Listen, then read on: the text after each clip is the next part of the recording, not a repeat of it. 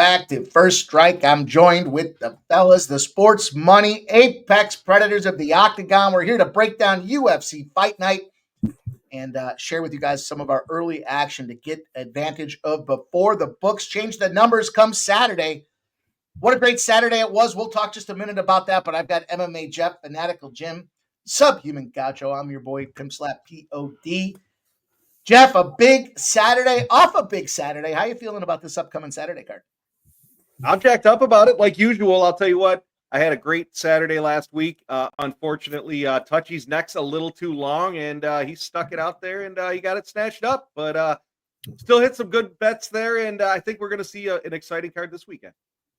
Well, our guy, Fanatical Jim, is on a 3-fight win streak here with First Strike, and he's ready to roll tonight. Jim, how you feeling about the card this weekend? Feeling good, Mike. Yeah, I had a pretty slow start in January, but rolling in pretty hot here in February and trying to continue. And I think, this card is a little, I would say it's a bit of a downgrade from the previous card from last Saturday, but I think there's still some fights here that have clear advantages in some cases, but I do think overall it's going to be a fun card to watch, and looking forward to breaking it down with you guys tonight. Going to be a battle here. We've got a bunch of great spots to get involved with here. This guy coming off a big weekend when it came to the UFC playbook as well. Make sure you guys do check that tool out. Our guy Sub was all over that, firing off winners left and right, and as well as Fanatical Jim. Sub, how you feeling about the card? Good, man. We've always done good work in the Apex. I already got a fair bit of stuff up on our spreadsheet there, so everybody dig in there. I'll have more up tomorrow. And February, man, kind of the same story as Jim. January wasn't great. February was just like the months of months, shortest month of the year, and we just killed the books every weekend. Hey, we found ourselves 4 Saturdays, I believe, across the card for the month. So, big cash. We've been making big money across these cards. You're right. The Apex seems to be where we do it best. And I know the boys are ready. We've got a nice little splash tonight of fights across the card. We've got the curtain jerker, I believe, on the evening. We've got the co-main event. We've got a battle of an unranked. We've got some ranked. It's going to be a lot of fun talking about these fights. I think there's a nice assortment in play tonight. So without further ado, let's turn it over to MMA Jeff and break us out with this interesting spot here. This is going to be just kind of a little winner kind of gets the king of the castle in the mid-60s range. Number 62, Danny Barlow fights number 65, Sam Patterson, Jeff. Looking forward to hearing how you're getting paid. Yeah, this should be an exciting fight. We got Sam, the future Patterson, fighting out of England. He's 12-2-1 as a pro. He's in his 20s. Should be a good fight. He's a great wrestler. He's got great submission skills. He's dangerous when it gets to the mat. This should be a good fight given the fact that it's a grappler versus a striker. You got Sam. He came in off the Contender Series with a submission win. He jumped into his first UFC fight. He got knocked out in round 1. He follows that up with back-to-back submission wins in round 1. The guy hasn't seen a round past 1 since he's been in the UFC. Could speak to maybe some cardio issues. I guess I don't know. When he was fighting in the regional scene, he was crushing cans. He was getting knockouts. He was getting submissions. He was doing it all. He got into the UFC, and that slowed down a little bit. He did go on record saying that he isn't just a grappler. He's got, given the fighting style that I've seen since he's been in the UFC, he certainly does seem like he's a grappler. He doesn't want to necessarily stand toe-to-toe and bang. He's got again, as I mentioned, two submission wins in a row in round 1. 3 of his last 4 fights have been by submission. He's only lost 2 fights in his pro career, both by KO. One of them, like I said, happened to be his debut in the UFC. You got Danny Barlow, also in his 20s. He's undefeated. He's got 9 wins, 5 by KO. He's got 3 decision victories, 1 submission victory, showing he can get it done all around. He's fighting out of Tennessee. I don't know how great the level of competition is in Tennessee, so that's going to be a little interesting to see the level of competition that he's going to bring out there. He's comparable. This fight's comparable on paper. Both have decent height. They're over 6 foot. Both fighters are in their 20s, late 20s. Both, we'll see what happens after the weigh-ins. I would imagine both fighters are going to make weight. The thing that stood out to me is Barlow averages 6 significant strikes per minute, and he has 100% takedown defense, showing that he does like to stand and he can prevent the opponent from taking him down. In his last fight, he did come in with a fractured arm. He had some training issues. He ended up missing weight, and he managed to pull off a split decision victory. Fractured arm, bad camp, missed weight, still ended up winning. Barlow showed up early to Vegas. He said he specifically wanted to make sure he made weight. He wanted to get some early training in. He's fully healed. He said he feels great. He had a great camp, and he's had some great sessions. He's looking forward to this fight, as well as I am. As I mentioned, the matchmakers did us a favor here. We got the striker versus grappler. Peterson's he's going to be keeping an eye on the left hand to God, in my opinion. He doesn't want to get touched with that. He certainly doesn't want to get focused on the left and get pieced up with the right. He's going to be looking to take this one to the mat. You got Barlow on the other hand with his takedown defense. I don't think it's going to be that easy for Peterson. This is the best level of competition either of these fighters has faced. I see Barlow stuffing the takedowns, getting the volume striking, as I mentioned, 6 significant strikes per minute. I think he's going to get the volume here. He's going to be able to keep it on the feet. I think he's going to catch Peterson's chin. He's going to put him to sleep. I'm going to roll with Barlow by KO at -130. Now, I would certainly catch this. This is pretty public play. I would catch this one early in the week because this is going to get a lot more wide as we move through the week, get closer to the fights. But as you had mentioned, Mike, Sub is bringing us to the curtain jerker with La Rosa and Carolina. Sub, how are we getting paid in this one? All right. Well, thanks, Jeff. And I'm pretty bullish on this this fight at this line. It kind of jumped off the page to me right when I saw it. This wasn't the fight that I was most looking forward to taping and whatnot necessarily, but two fighters I've been pretty busy with lately. I did bet Montana De La Rosa in her last fight against Andrea Lee. She was an underdog there. I was pretty nervous about it, but I did think that given the margins of the fight, I thought it was too big a price on Montana De La Rosa. She got it done by split, largely on the back of a huge effort in the third round. Pretty good look for her. I think Andrea Lee does still have it. And Luana, I've been going back to and back to and back to. She's been looking pretty good lately. 3-2 in her last 5, and she's coming in off of a 3-fight win streak. I'm just looking through my history here. I had her in one of her wins. I was thinking I had her in 2 of her victories here on the first strike program, but it turns out it was just 1. But Luana has been clearly improving. That was something that I saw in her as an underdog in those last 3 fights. Again, just thought the line was off. Margins were close. I thought she should have been a favorite. And I think she made a really good account of herself in her 2 most recent losses, too. She had a split decision loss to Joanne Wood. Not such a bad showing, Joanne Wood being a veteran and whatnot. And she got KO'd by Molly McCann. But she was looking like she was on her way to winning that fight by decision when Molly spinning elbowed her. So, Montana De La Rosa, I think a lot of people look at her and assume that she has kind of reached her ceiling. And I think that might be in some regards. But I think she's actually improved too. I mentioned the win over Andrea Lee, pretty impressive. Decision loss to J.J. Aldrich. That's kind of what I mean by her ceiling. If you can't beat J.J. Aldrich, you're not going to be a champion in this division. But if you look at her losses and even some of her wins, a lot of these have aged really well. She fought Tatiana Suarez really tough. Probably the best wrestler this division has ever seen. Macy Barber, she had some real success against. And Macy's a tough out. Now, before that, wins over Ariana Queen of Violence Lipsky. That one has aged pretty darn well. She takes Mayra Benasilva to a draw. MBS being a woman that recently fought for a title at Bantamweight or, in the not too distant past. And she's a big body, a hard out for somebody that specializes in wrestling and grappling as Montana does. And, that leads me to think here, I really think this line is off. You look at some Luana Carolina's most recent wins. The combined records of those 3 wins in the UFC is 4 wins and 16 losses. Julia Storyolenko, one of the worst to do it. She leaves the UFC 2-6.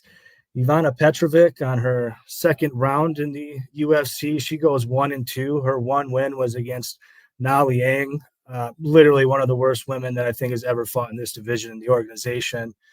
Lucy Pudilova, she goes 3-8 in the UFC. Those 3 wins, I could rattle them off, but I guarantee you nobody listening to this is even going to recognize the names.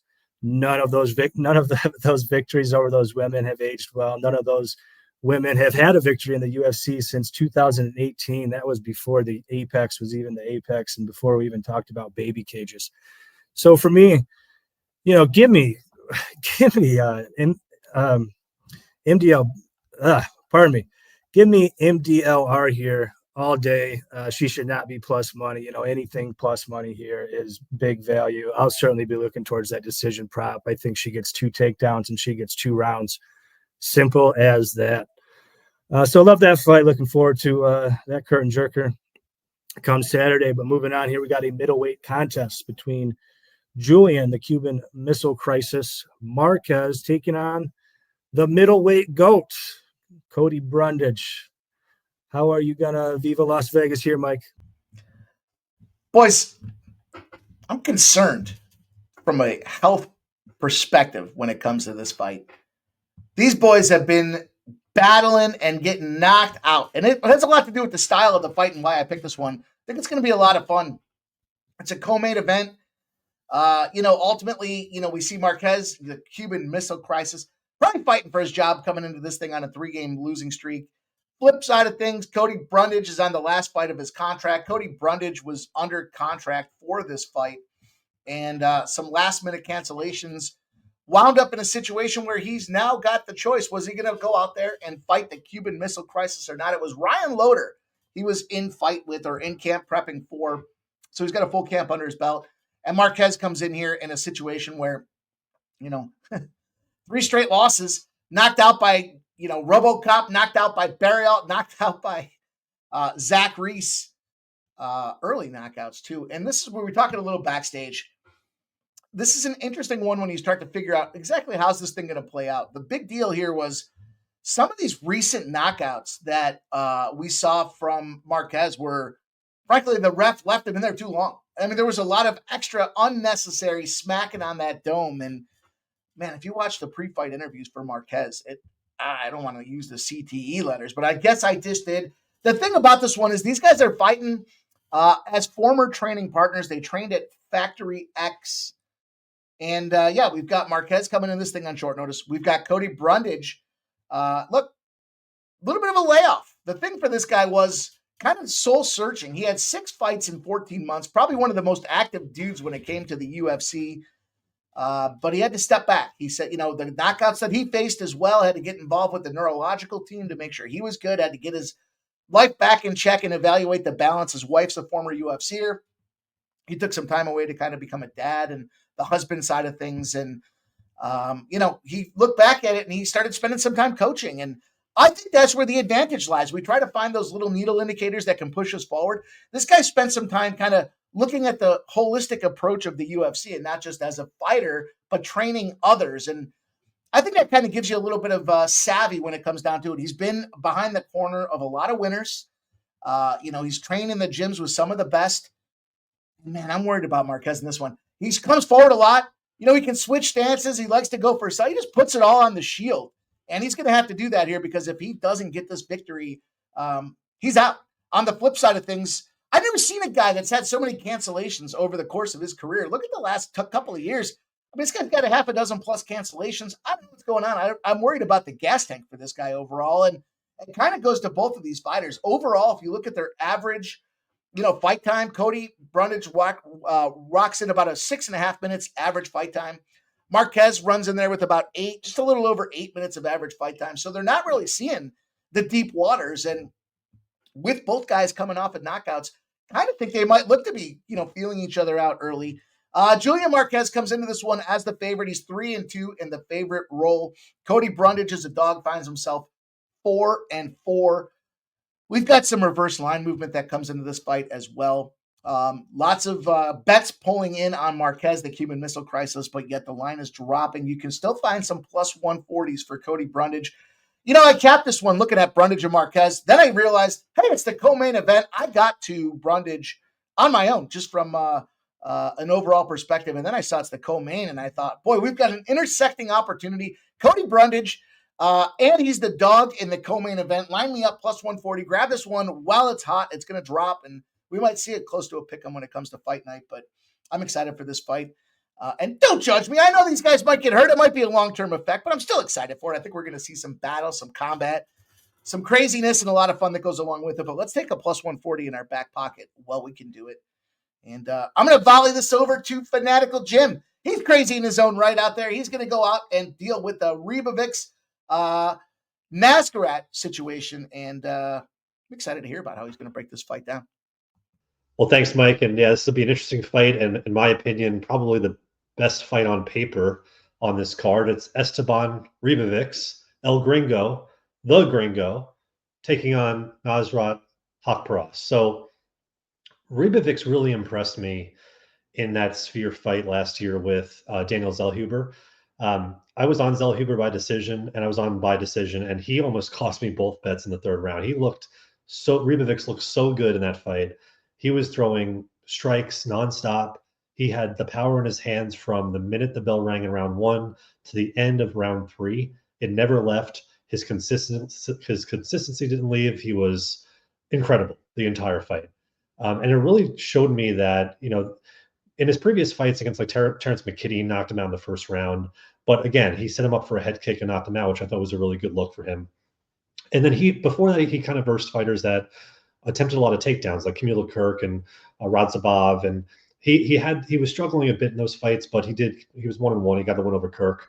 But I think the last fight really showed me that he can stand up and strike against a really good technical striker, which he's going to see in this fight, and that's with Nasrat Haqparast. So when you look at Nasrat, he's been around the block for a while, even though he's 29 years old, which I was even surprised to see his age.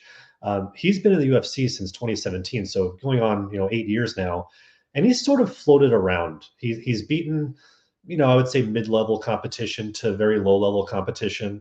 Anytime he kind of goes up to in competition, like Drew Dober, he gets knocked out. Dan Hooker takes him down a few times, outstrikes him.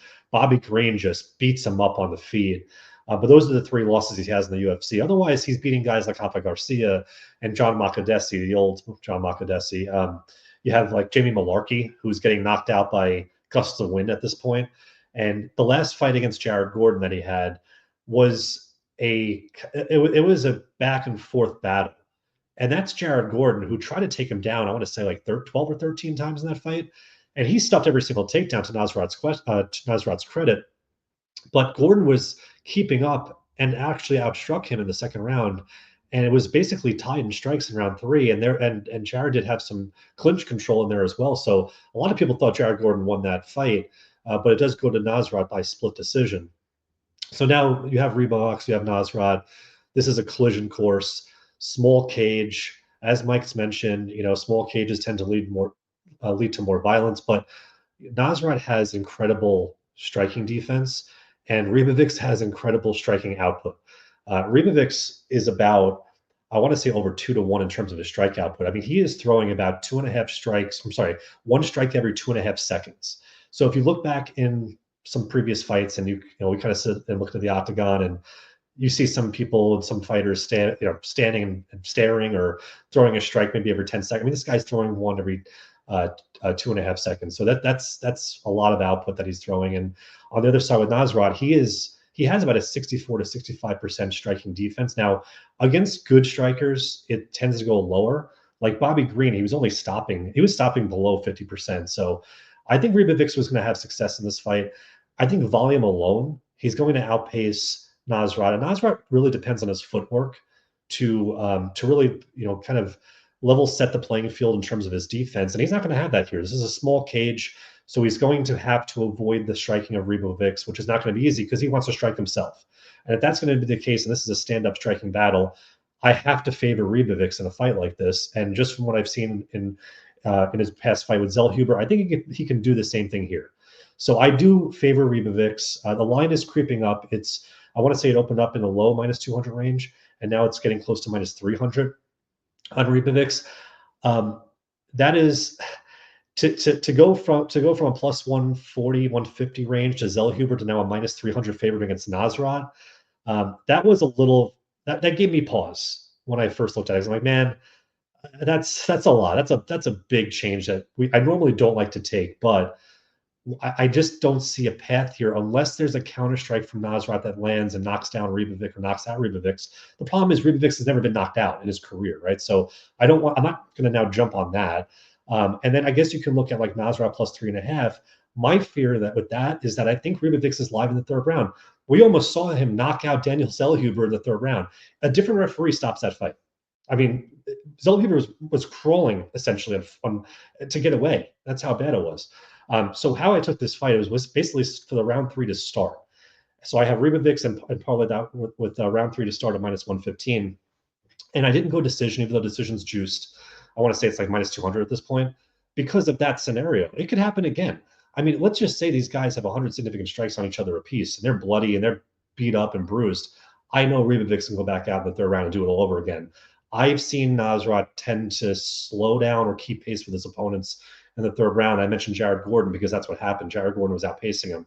No threat of a knockout, but still, Nasrat has been hurt in the past. And I can't just discredit Ribovics' power here and how he maintains that cardio all 15 minutes. So once again, I'm going to go with Ribovics. I'm going to go with round 3 to start at minus 115.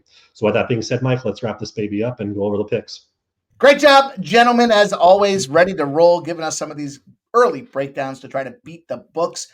We tossed the fighters, just the fighters straight up in a parlay. You get yourself a plus 668 over there at Bet Online. Look, we got Danny Barlow by knockout. We're going to go with a little MDLR straight up. We got Cody Brundage straight up. And Ribovics and round 3 to start. Make sure you get those plays in early. We have been capitalizing on this early line movement. Check out the UFC playbook. We will continue to contribute some early thoughts we have and then get ready for that big fight night on Saturday. We're going to start 3:30 p.m. It's a 4 p.m. card down there in Las Vegas. So get ready for all the prelim action, all the stuff you need to go out there and beat the books. On behalf of the Sports Money crew, MMA Jeff, Fanatical Jim, Subhuman Gaucho, and all of the Sports Money crew, we appreciate you guys checking us out. Smash that notification, hit the thumbs up button for us, and show the support, and we'll see you guys on Saturday.